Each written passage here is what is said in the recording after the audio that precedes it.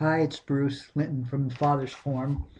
On last week's post, I said, "What's the most important thing a dad can do for his child?" And I suggested that it had to do with really listening to them. And got a couple of very lovely replies. One by Doug, in which he said basically, have patience, and what he learned about his own experience a little bit about being angry. And I think that's something we often miss, that with the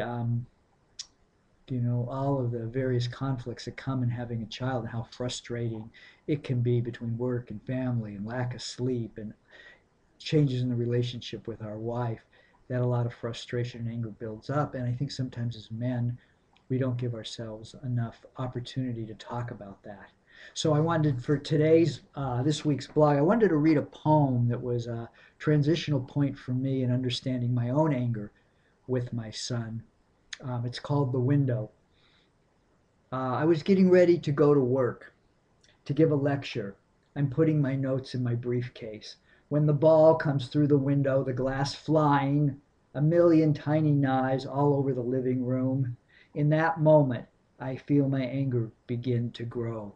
I feel the frustration with this house, never being organized enough, the expense of getting the window fixed, the temporary solution of living with cardboard or an old piece of plywood.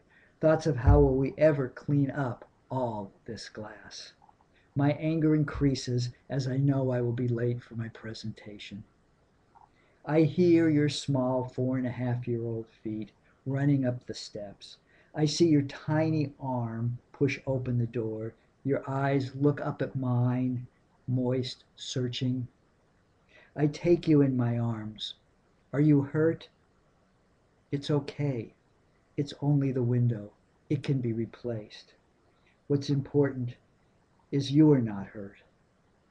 It's only glass. You are my son. I love you.